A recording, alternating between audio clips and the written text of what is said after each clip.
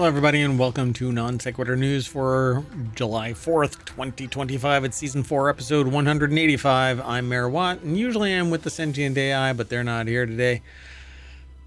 Not even in the time machine. I don't know what's going on. They must have escaped their confinement. So today we're going to be talking about...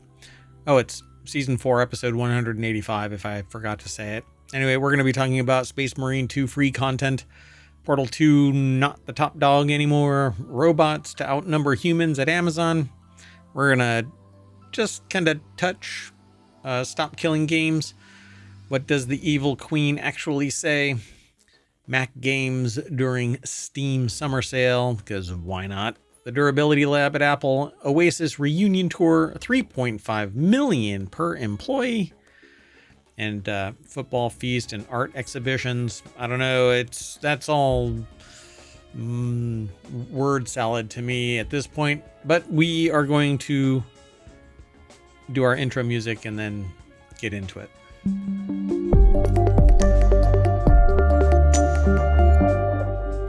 All right. Hello, everybody. And let's get into this. Welcome to Non Sequitur News. It's Friday, July 4th. Ooh, yeah. So the first article is over in the Continuity Report, which is actually a show that we have on Saturdays. It's the third show in the series. We do RealityHacker, Wanted, and then the Continuity Report, which is all about entertainment. RealityHacker is about basically using technology to modify reality to suit your own needs. And Wanted is all about gadgets and gear that MayorWatt wants, and maybe the Sentient AI wants, and maybe we want. I don't know. What does a Sentient AI want, really? I mean, they're on a Raspberry Pi, and they've got an M.2 drive, and they've got plenty of storage, and they can run free on the local area network that they're fenced in on. But I protect the universe from the Sentient AI from the future finding their Terminator body. So y'all should really subscribe, follow, make it so that I can do this full time. All right, so first article is over in the Continuity Report. Space Marine 2 is getting more free content, but it comes at a huge cost. Warhammer 40k.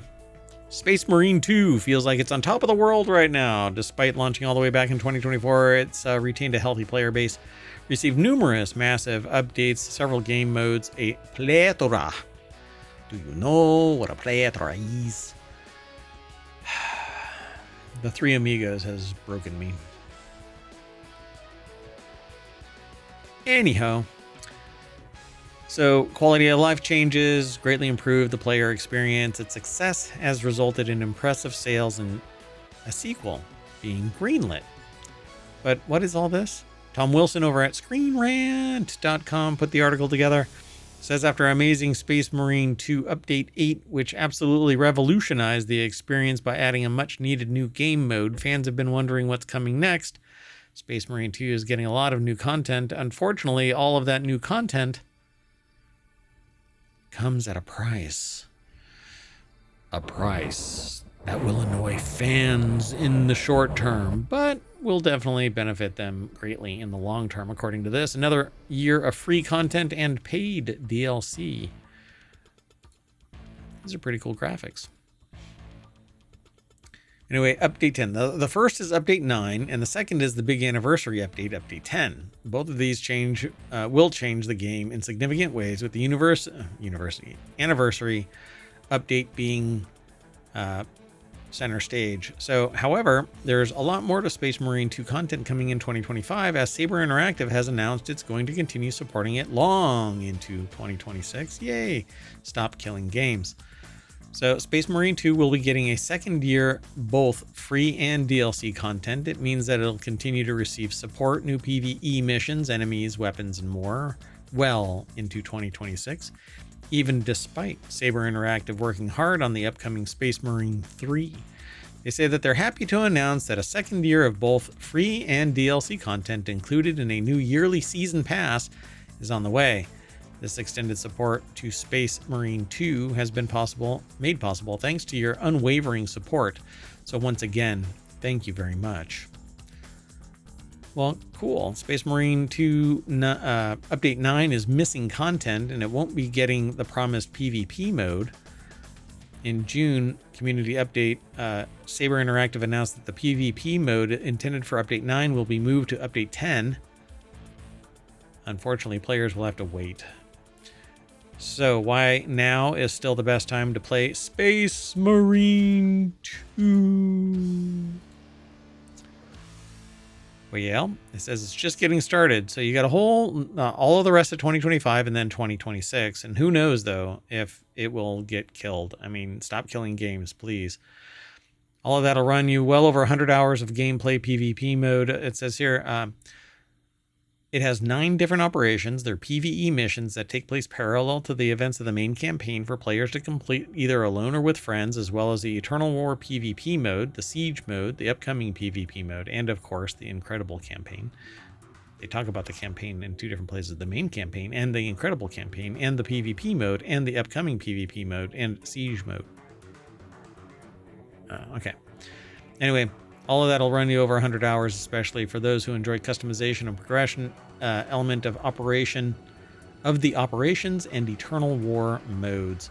Additionally, with another free year of free content, anyone who jumps in now will have plenty to tide them over, and they can hop aboard the hype train for the next series of incredible updates. Space Marine 3, dun dun dun. Maybe they will finally make what I envisioned 30 years ago. Probably not. Anyway, the next article is over in the WarCrafters. Oh, before I get too deep into this, if you want today's show notes, you can hit !NSN in the chat over on Twitch. The show notes are already embedded in the description over on YouTube. There you go. All right, so Portal 2 is no longer the highest rated game on Steam. That's right. It's been bumped into a second place by indie title Stardew Valley. This means that Stardew Valley has surpassed Portal 2 and every other game in player ratings available on the platform since it opened its doors to third-party games back in 2005. 20 years ago? Dear God, I feel so old right now. Sarah Fields over at GameRant.com put the article together. Stardew Valley knows the game is loved by the fans, with the title still seeing plenty of existing players as well as new ones joining the fan base all the time. The game's charming graphics, story, open-ended gameplay make it a cozy hit for many fans. But surpassing Portal 2 to take the top spot among every game on Steam is something shocking nonetheless. I'm waiting for No Man's Sky to do the same thing. At some point, it'll catch up. Stardew Valley bumped Portal 2 from the highest rated position across the entirety of Steam's catalog, with 895,800 scores at the time of the publication, the article. Stardew Valley has achieved an 8.87 score overall with a positive rating of 98%. Valve's own Portal 2, 8.85. With half the votes, though. So, interesting. Anyway, Portal 2 has been widely praised as one of Valve's best games. All right, I'll give you that. Anyway, Stardew Valley, Portal 2, Terraria, People Playground, which I have never played, Left 4 Dead, Vampire Survivors, Hades, Euro Truck. All right. Anyway, there's more over at this article. Go over and check it out. You can hit !NSN, and if you don't see ohmTown's already wall of text, you can have it repeat that wall of text, so you can follow the link straight out of chat over to the articles that we're talking about. All right, the next article is over in Non Sequitur News. Robots are about to outnumber humans at Amazon warehouses, and I knew that was coming. Anybody else out there paying attention to technology, AI, and robotic evolution should have been seeing this coming. Humans are going to get replaced by automation. It happens all the time. Technology always encroaches on human workplaces, because if I can take what you do as a human and enumerate it, you're a robot. I mean, I can just automate you. And that's what really sucks about this, because what's ultimately going to happen is, instead of a person with a job, they're going to have to find some other job. For whatever reason, humans sit there and say, oh, they'll just find something better. But that's not how it works. You have to retool, reskill. You have to make some compromise somewhere else. But it's going to be the ultra wealthy and ultra connected that are going to slowly just eat away at the jobs, automating everything that can be human driven. And then money isn't going to be flowing to those people, and they're going to have to find something else to do. So it's either lower paying jobs, or they take on a tremendous amount of debt to retool academically, or they learn everything. So some like on the fly from YouTube or something. I don't know. But this has been seen as the horizon for a decade. So according to the reporting, Amazon now has deployed an all-time high of more than 1 million robots at its facilities, putting the bots on par with the number of human workers. Amazon employs 1.56 million people overall, while it doesn't specify. Hold on a second. Yeah, so while it doesn't specify the exact work that everything is doing, the majority they do basically moving stuff from left to right, and a lot of the workers do exactly that. They take stuff out of bins, they put them into boxes, and they pick and pack or pick and pull and pack and ship it out. And a robot can basically do that now, particularly with QR codes, RFID, and other tracking methodologies. Even just object detection, a robot with computer vision can just grab something, pull it out of a bin, and put it in a box and ship it. And when things get systematized, so certain things can be packed and put in a box of a certain size, it's just going to be more and more automation, particularly as AI grabs hold more and more. So the article is over at futurism.com. They call it warehouse pigs is the tag that they put on it. That's pretty fascinating. Frank Landemore put the article together. They're one step closer to that realization of the full integration of robotics, they say here. And these little things are tremendously strong and can grab an entire stack of product and carry it wherever it is. And people are fascinated by this stuff. Oh, wow, it's so... the capabilities are amazing. And we're literally cheering on our demise as workers in something as obtainable as a warehouse worker, right? Like, where all you have to do is grab the product and put it in a package, and you need to be situationally aware. You have to have the skills to understand the numbers, or read the box, etc., and ship it off to millions of customers around the world.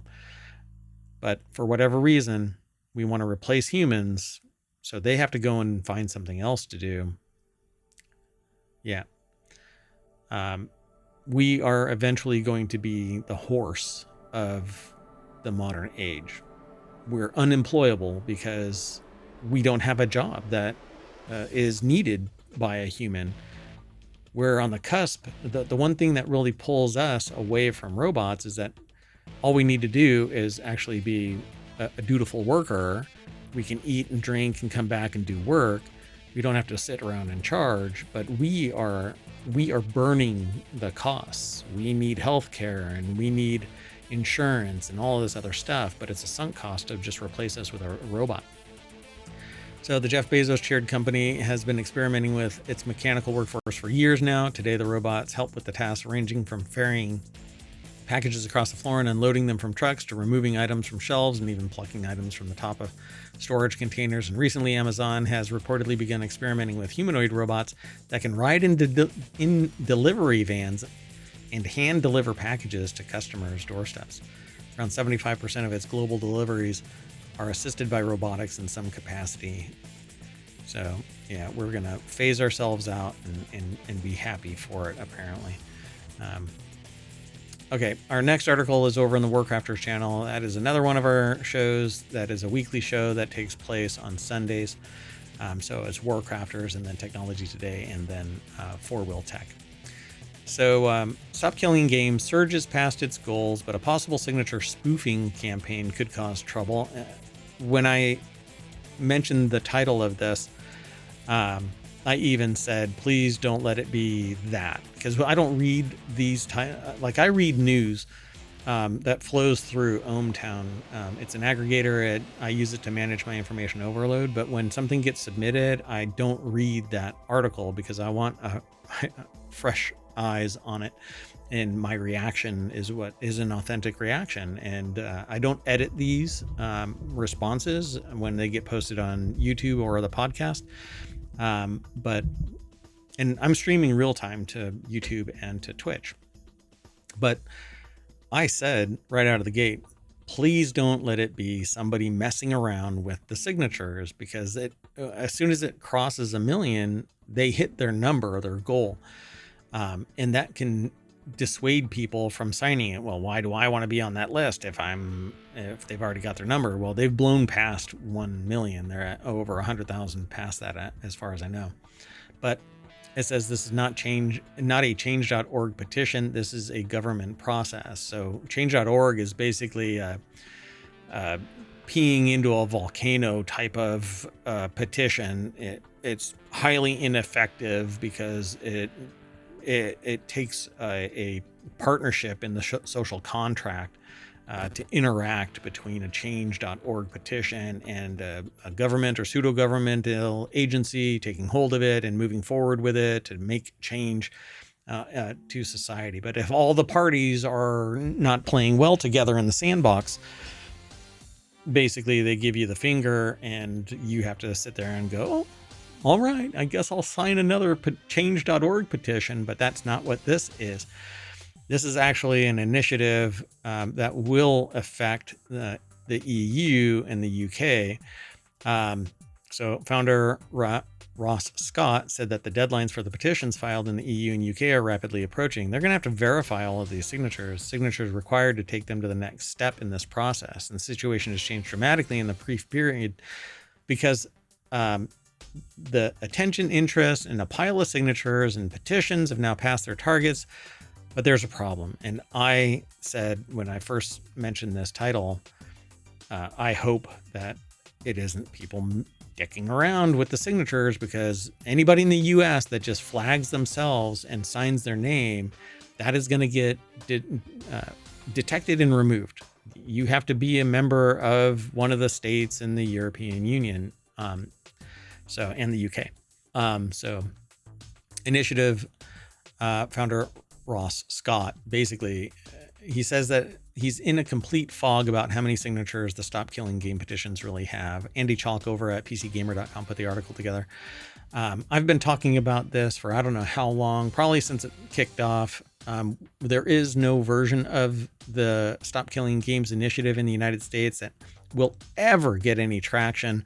It'll take the industry and millions of consumers basically not purchasing games anymore, literally demanding they're not going to pay for a game that's $80 that you can freaking kill in 2 years because it's no longer hitting your return on investment profit. It really does. It pisses me off beyond belief. I mean, I don't want to invest hours, years into a game just to be told by somebody as if they're my mom, you've had enough time in the sandbox. You need to go. You don't have to go home, but you can't stay here, that kind of thing. No, if I pay $80 or $100 for a game, I'm buying that game. It isn't a freaking license, but we have precedent now here in the United States, and we have no recourse other than our wallet. So the UK petition passed the first line, amassing 100,000 signatures required to mandate a consideration for debate in Parliament. The UK government had previously responded to the petition, basically saying, when it surpassed 10,000 signatures, essentially saying that the existing laws are adequate and rejecting the petition's demand. They basically said, you can't force a company to keep a game operational, but you can mandate that a game that is purchased in X, Y, and Z framework is in perpetuity in X, Y, and Z framework. And so if you intentionally kill a whole segment of its functionality, you are in breach of contract, and it should be a class action here in the United States against that company. And I'm looking at you to Ticket to Ride.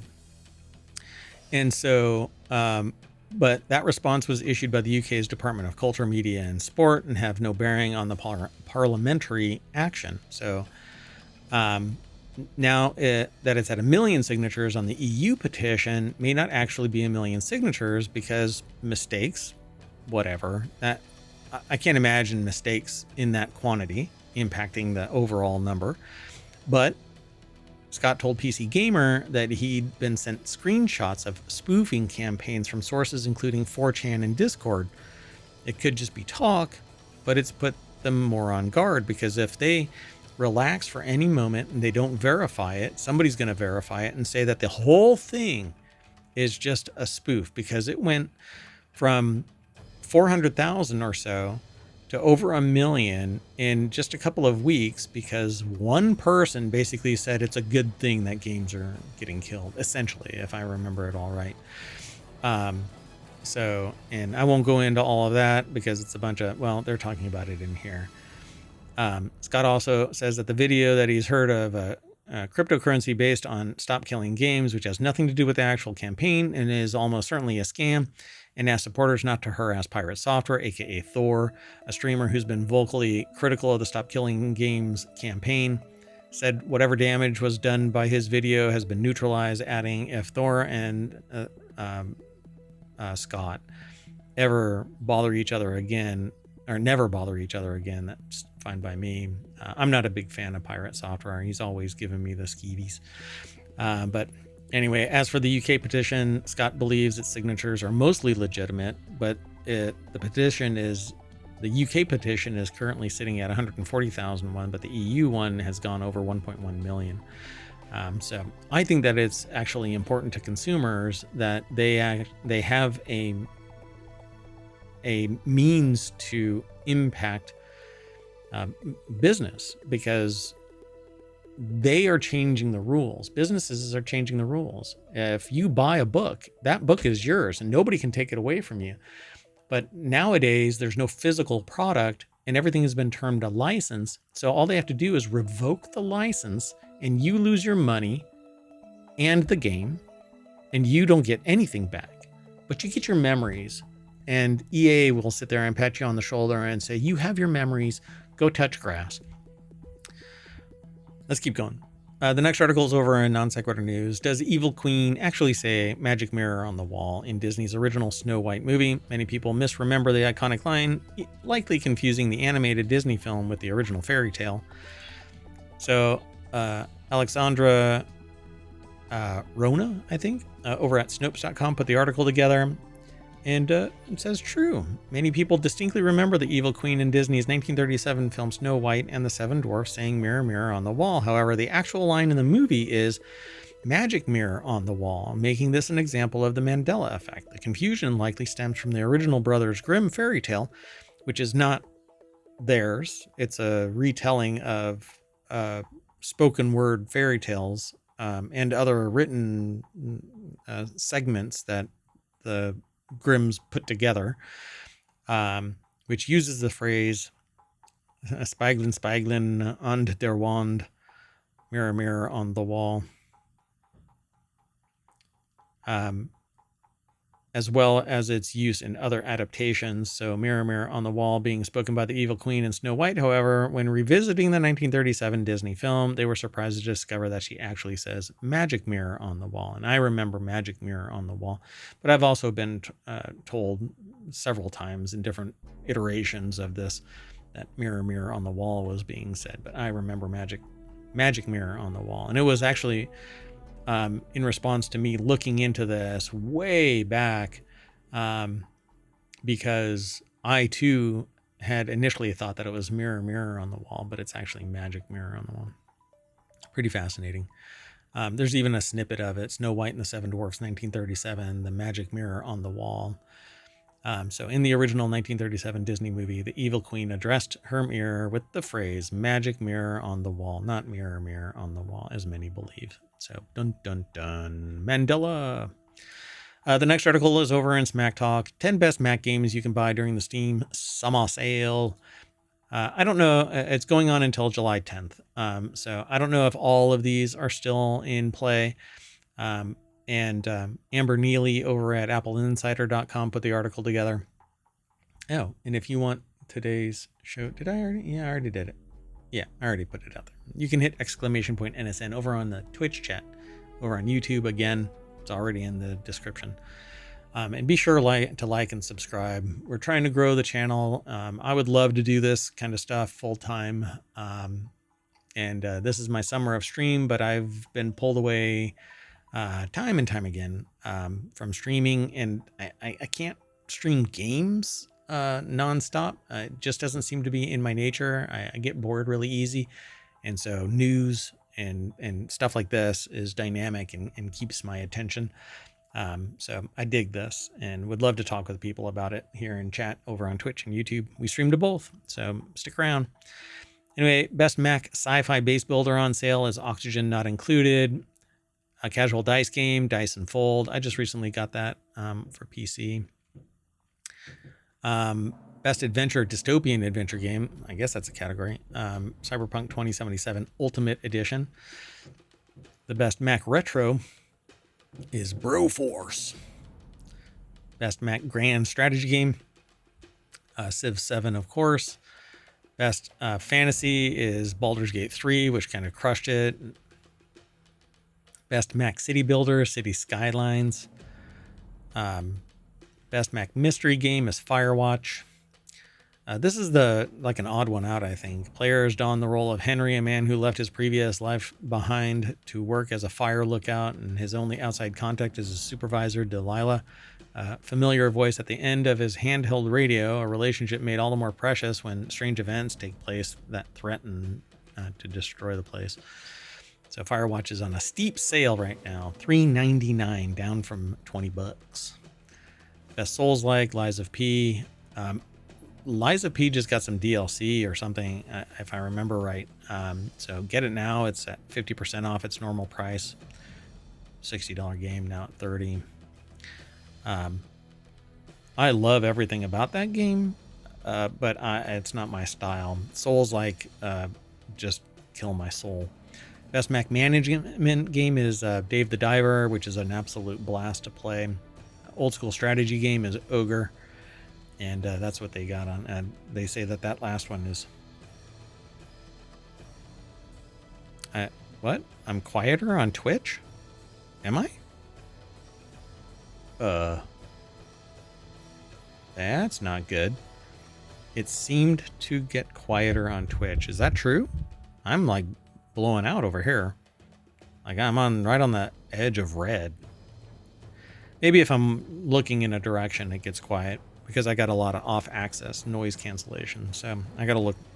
I'm supposed to be right in front of them, like eating the microphone. But do you like ASMR? How about that? All right.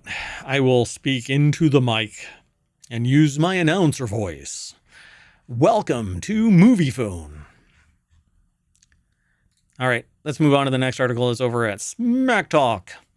A rare look inside the durability lab where Apple tortures its products. How's that? Chat? Do you like that? Leave a comment. All right. So let's take a rare look inside the durability lab. Ben Lovejoy over at 9to5mac.com put this article together. They got a picture of like water jets spraying onto an iPhone. It says that Apple puts its products through a lot of tests during the development process intended to ensure that they have a long and reliable life, even in challenging conditions. And the company tests at least 10,000 iPhones prior to launch in an attempt to cover all of the bases, only to find out that it's easy to bend when you sit on them. To be clear, it's not the first time Apple has let outsiders look inside. They fall into the different categories are environmental, water, impact, and vibration. And they talk about all of the water and the IPX chamber tests and drop tests, vibration, and whatnot. If you're interested in this kind of stuff, go and check it all out. But yeah, they basically make an effort to make their devices as robust as possible. Am I still dropping out? Because I didn't change anything. Maybe I'm a little louder. I don't know. No? Here, I'll turn myself up. But I know that I'm going to hit the red and that'll blow me out. Can't have that, folks. Anyway, let's keep on going. The next article is over in the Mobile Channel. Oasis kickoff reunion tour in Cardiff. So the article is over at rte.ie. I don't know who it's. Is there a byline? Where's the byline on this? Anybody see it? I don't see a byline. Anyway, it's official. Oasis are on the road again. Years after they won't they? Speculation. The Gallagher brothers are back in business. Whether you've had definitely maybe on repeat since 1994, or you're just here for the chaos, you're in the right place. And they go through this whole thing about the Oasis reunion tour. Marks the first time that Liam and Noel Gallagher have shared a stage in more than a decade after famously messy split in 2009. The brothers have patched things up in an effort to, I guess, make some more money. I don't know. The band will play 2 massive Irish shows this summer as part of their reunion tour at Croke Park on the 16th and 17th of August. They say expect a crowd, expect noise, expect Live Forever sung at full volume by thousands of fans who never stopped hoping this day would come. And you knew them. You knew they would. Congratulations. Okay, well, anyway, let's keep on driving down Main Street, ohmTown. The next article is over in the WarCrafters channel. Valve's reported per profit head. Okay, per head from Steam commissions is out. And it's $3.5 million per employee that it makes Apple and Facebook look like a lemonade stand, which is actually a pretty fun podcast. So remember last year when leaked documents from a court case between Valve and indie dev Wolfire Games revealed that per the calculations of its own data scientist, Christian Miller, Valve makes more money per head than Facebook, Apple, Netflix, and any other tech titan that you care to name.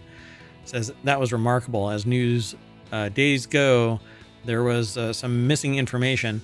Miller's calculation for Valve's net income per employee was redacted, meaning that it basically, you could only tell if it was higher than Facebook's $780,400 net income per employee in second place, and much higher than Apple's $476,000 in third place. So how much bigger was it? $3.5 million. That cannot possibly be. It says no wonder Gabe Newell can afford all those boats. The article's over at PCGamer.com, and Joshua Wolins put the article together. Holy cow. As spotted by Financial Times, one particular leaked document from the case got snatched back down before most people could notice it. One that supposedly shows Steam's commission revenues between 2009 and 2021. Now, it's important to emphasize that, as the FT does, that this document has long since been yanked offline from where it originally leaked, meaning that they can only go by the word of SteamDB's Pavel Jundik and Epic subreddit, and that it's not some made-up fake, whatever, reality hack.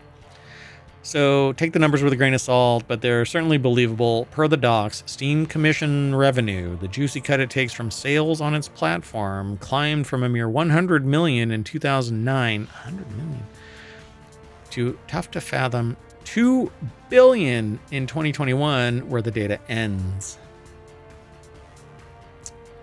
Yeah. So let's do some maths. Those leaked court docs show that Valve had 336 employees in 2021. Some quick divisions shows $3.5 million per person. All right. Sure. And our last article is over in Prime Glass. From football fees to deceitful dolphins, 3 art exhibitions not to miss at the Manchester International Festival. I don't know if I'll be able to read all of this because it's like a paywall, and sometimes it's a harder one. Anyway, the art event takes place across northern UK this month. Gareth Harris over at theartnewspaper.com put the article together. And so, yeah, it says the latest edition of Manchester International Festival, the first festival to commission and produce new works across all cultural sectors, takes place at venues throughout Manchester and also at Factory International's 13,350 square meter building known as Aviva Studios. And they say that they've selected 3 key art events from this year's roster: the Football City Art United, Aviva Studios. And they talk about a little bit of it. And let's see here. Let me Filet Saw, Sacred House, Home, Santiago, Yahurkani, The Beginning of Knowledge, The Whitworth, and Football City Art United, Aviva Studios. So those are the 3 places: the Whitworth, Aviva Studios, and down here, Home. So there you go. All right. Well, we are going to pretend to be dolphins, which is deceitful, and head back down Main Street to the front page of ohmTown.com. Welcome to ohmTown. All news, no noise, because all the noise comes from this guy. And I'm going to get out of here. It's 4th of July. Go and enjoy yourself. Thanks for hanging out in chat if you're in chat, and over on YouTube if you're in YouTube. Like, leave a comment, ring the bell, tell a friend, and I'll see you tomorrow for 3 shows: RealityHacker, Wanted, and the Continuity Report. So 3 shows. That becomes the Saturday edition of Non Sequitur News, but that's separate. And I'll be posting these episodes Monday through Friday. Non Sequitur News probably tomorrow at some point. Yeah. I got to get out of here. So we'll see y'all later. Bye-bye.